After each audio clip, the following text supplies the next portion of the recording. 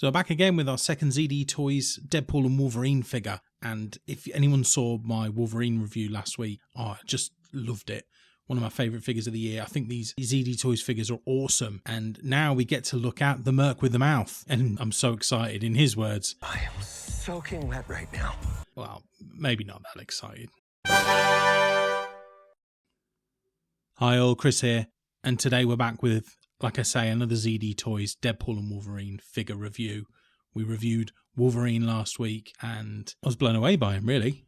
I don't know what everyone else's thoughts are. You'll have to let me know in the comments, but I think these ZD Toys figures are awesome. They're so cool. So I'm really pleased that I get to review Deadpool now. I hope that I love this figure as much as the Wolverine. I'm sure I will.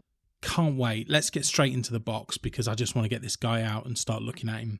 It's an identical box style to the Wolverine version. It's that nice, tidy, small ZD Toys box with the sort of metallic paint on it. And I just love the Deadpool image on the front. It looks really mean, ready to go.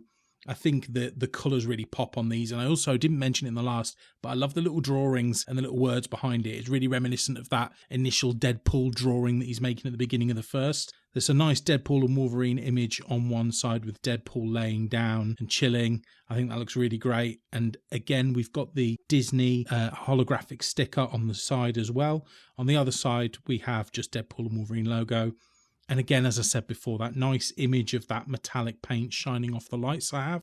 And then on the back, we've got 4 3D rendering images of Deadpool in a variety of poses, along with some legal jargon, yet again in a language I cannot read. But that's it really for the box. As I say, there's not a lot to look at on it, but let's get the box open and let's take a look. So once we've got the wrapping on this box, again, like the Wolverine box, it is nice and sort of a tidy little box. I love the premium feel of this magnetic holder on the side. This flips open nicely. And then inside is just the Deadpool figure in that really clean, reminiscent of a Hot Toys, Mezco, Mafex, sort of a high-end figure kind of feel to it. We'll take that out and we'll start by looking at the accessories, which are stored underneath the Deadpool figure.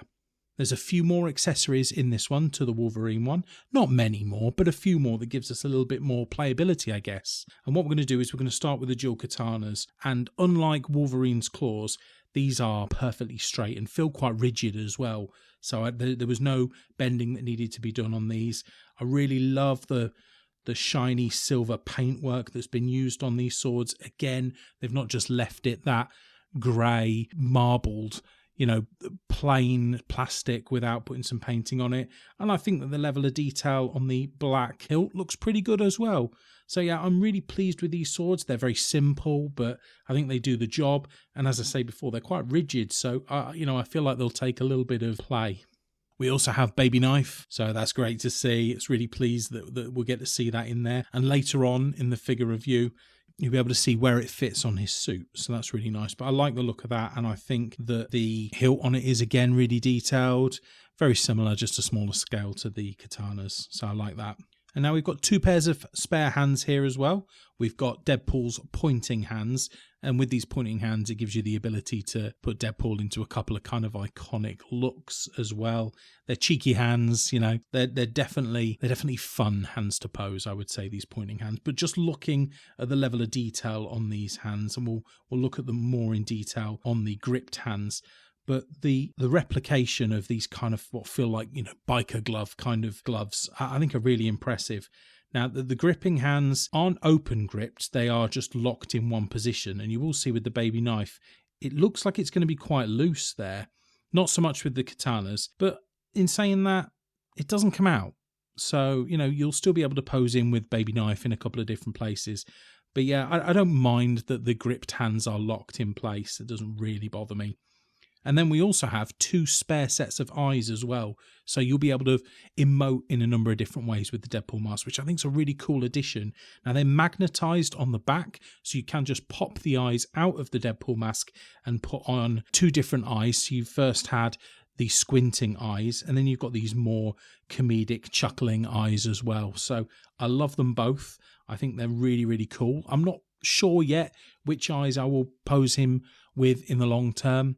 I guess it depends on the pose that I like the best, but I think both of those eyes are cool. And then we also have another one of these really nice sort of flight stands as well. So I think that the application of that design on the bottom is really nice. And as I mentioned before, these are spring-loaded. So they're really secure. I've had a lot of these stands that just kind of fall apart when you try and open them up. But I really like that. So I think that's quite a neat addition to the figure set. And again, makes it feel like you're getting a more premium figure for a lower price. So I love the accessories that come with it. But let's jump into the figure himself. So here he is. I mean, again, just looks stunning at the start. Really, really great first impression. The figure, again, the proportions look fantastic to him. And the sculpted fabric detail across the red part of the suit is just fantastic. It really, really gives the impression of the fabric that was used to make his actual suit. And the black and red detailing across it looks great as well. Really nice painted detail on his belt. There's just so many nice painted touches on here that I think are really impressive. One thing I don't love is that his handguns are molded to his body. They are stuck within those holsters, so they can't be removed. They are not actual accessories. They are just there for aesthetic purposes, which is a shame, because I feel like we see him shooting his guns more than we see him using his swords. Or I don't know, maybe 50-50, but hey ho, you know, for the price that you're paying, I guess this is one of those areas where they've had to compromise. Just in general, looking down at the rest of the suit, I just think that the detailing again on it is nice. There you can see the holster for baby knife as well on his leg. So really, really like it. I think he's in keeping with the Wolverine, really. You know, he's as impressive as the Wolverine is. I just think it's really nice. You can see the sword scabbards, or the sort of dual backpack that holds his swords on his back there as well. And you can see that the holes for the swords are staggered as well, so the two swords won't ever hit each other when they're being put in. They don't cross over in that way. So I think that's quite smart from their perspective doing that. And it just means that that the swords will fit in very nicely and not bend. So yeah, I'm really, really impressed with this. I think the face sculpt on it looks really impressive as well. Everything just looks to proportion, and I really like that. So let's just check out articulation. Again, we've got full 360-degree head movement on here, and a nice back and forth rock as well. Excellent up and down movement on the head, because again, the head and the neck both move, so that gives a lot of freedom of movement on his head. Moving on to the arms, much like with the Wolverine, the top part of the socket pops out, but on these also, the shoulder pads are movable, which gives you a little bit more freedom of movement. And when you've got the arms in unusual positions, you can then put the shoulder pads in certain places to cover that gap. So I think that's really smart. There's a good twist at the top of the arm. There is a really straightforward double joint in the elbow, which moves incredibly easily and almost moves all the way back. So I think that's great. And then we also have a twist and a bend in the wrist. So exactly the same as the Wolverine. Good articulation there. Going to be able to put him in a lot of nice poses. And moving on to the ab crunch for Deadpool, I think he's got an excellent ab crunch, really. Good forward and backwards movement on the abs there. So that's excellent. And we do have a good rock from side to side in the abs as well. Not a great amount of twist in the waist, but that was not to be expected. Very similar to the Wolverine figure in that respect. Moving on to the legs, much like with the arms and with the other figures in this range, the top ball joint pops out to give a little bit more freedom of movement, but also when it's pushed in, it does hide those joints fantastically. So reasonably good forward, backwards, sideways movement on the top of the leg there. Let's pop that back in. And then we have a reasonable double joint. I say reasonable, it's really good double joint in the knee. So the leg goes all the way back, almost touching his bum there. So that's great. And as well as that, we also have movement in the ankle. So we have a forwards and backwards movement, which is reasonably limited, but we also have a rock from side to side because that's also on a ball. So that works quite nicely. And again, toe joints as well. So that's really nice to see a bit of toe articulation there. Just gives you a little bit more freedom to pose. So that's the figure. And I am so impressed with this Deadpool. I think for me, this is the quintessential Deadpool figure for this kind of scale. And I harped on in the Wolverine review about the comparisons between this and the Hasbro Marvel Legends figures, because there are so many Wolverines in that range, and there are also an equivalent number of Deadpools, really, especially over the last few years since the success of the movies. Hasbro have been pumping out Deadpool figures, and these figures definitely rival them. You know, they hold their own against these Hasbro figures, and personally for me, I think I prefer them. And I guess it all depends on your scale. And I said it in the last review, but these are a different scale to the Marvel Legends figures. So the Marvel Legends figures are all 1/12 6-inch scale. These are 7-inch figures at a 1/10 scale. So when they're on the shelf, they will look different to the Hasbro figures. But I mean, if you're using them for action figure photography, I guess you can play around a little bit with perspective to be able to get some of these figures to play together. And I would say it probably also means that with Deadpool, you can probably have a more comic accurate Wolverine figure. If you use one of those Hasbro Legends Wolverine figures, I reckon the height difference would look pretty good, to be fair. But I love this figure so much. I think the level of articulation is what you come to expect from these figures. So I don't want to talk too much about the level of articulation, but I think the quality of the build is what I'm so impressed with. And actually on this one, I'm noticing a lot less of the paint bleeding between the blacks and reds than I did on the Wolverine. And even on that figure, it didn't bother me a great deal. So I think that the paint quality and the build quality of these figures are masterful. You know, I think they're so cool. Just really, really awesome figures.